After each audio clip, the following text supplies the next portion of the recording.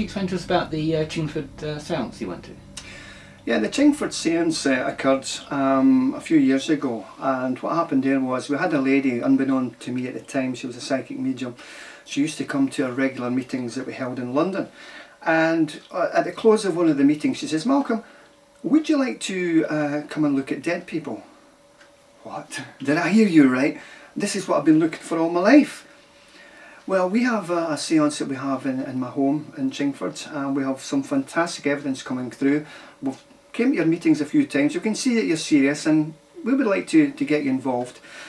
So to cut a long story short, I went to her house. It was just a normal council house, nicely decorated.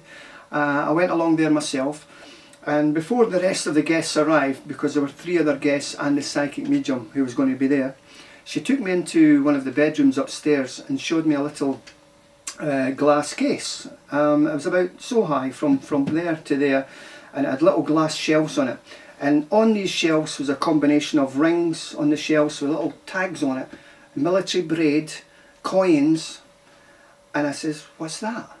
She says, "Well, Malcolm, these are apples. These are things that fell from mid-air into her laps in the séance room. And when you pick them up, they're hot. Not all the time, but they're usually hot." And I looked at all these things, and they're all numbered. Fascinating, you know. So later on that evening, 3 other people came into the house with the psychic medium. The room in which we were going to do the séance was very small. We only had a small chest of drawers and a bedroom unit with a soft red ambient light on it.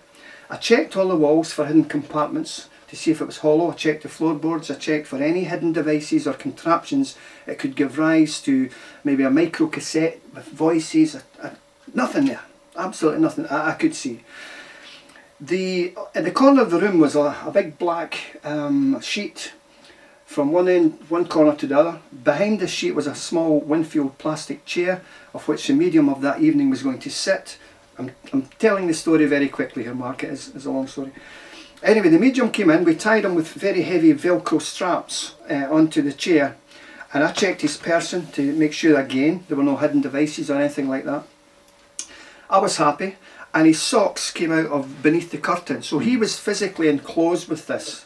You couldn't see him apart from his white socks. And I checked the straps, etc. After playing some music, just to create the ambience, on a cassette player the medium had in the room, roll out the barrel, Victorian tunes, just to create that ambience for spirit to come through. Suddenly these little bells that were on the walls of this room, little tiny wee bells tacked onto the walls, started to tinkle, tinkle, tinkle. There were no air coming into the room, the windows were closed, and these were tinkling big style. Then suddenly voices, male, female kids, young kids, voices coming from all over the room. And I'm sitting there thinking, what on earth's going on here? And you could still see the silhouette in the red ambient light of the other sitters there. We're only about 3 feet from the actual curtain from the psychic. I was still thinking sceptically, even though I believe in life after death, every single investigation, you got to go in with a closed but slightly open mind until the phenomena shows you otherwise. Okay, maybe throwing their voice. And then suddenly, the black curtain of which the chap sat, it was like a big face had moulded into the actual fabric of this cloth. And you could see the nose, the eye sockets, the chin, and it was moving about like that. And whoa, what's going on here? What the hell is going on here? And I'm looking at this thing. And then suddenly, the whole curtain came right out, and you could still see the chap sitting there. There were nothing, he was still sitting, taped up. And then that went down. I went, wow, that's crazy. And then suddenly, next to this curtain, there was a small chest of drawers with a piece of hardboard. If say for instance this is a piece of hardboard, obviously it's paper, but you can imagine this is it's about the same size, with fluorescent strips on it making the form of a cross. They had charged this under the light and put it on top of the chest of drawers. Suddenly this board started to wobble. Well, that thing's moving.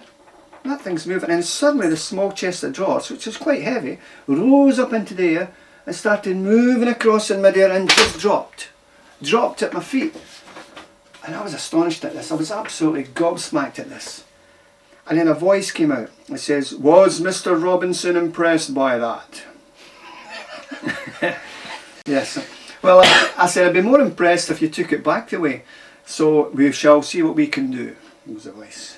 And so anyway, I put my finger, I did a naughty thing, Mark. I put my finger in the top drawer of this chest of drawers, and I says, this thing, to myself, it's gone nowhere. Nobody could see what I was doing. There was sufficient light, but I don't think anybody could see this.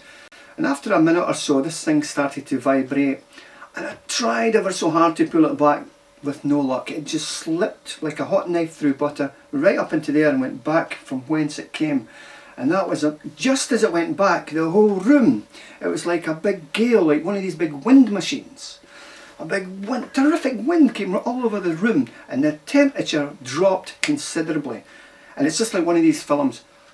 You could see your breath all frosting up. It was absolutely freezing.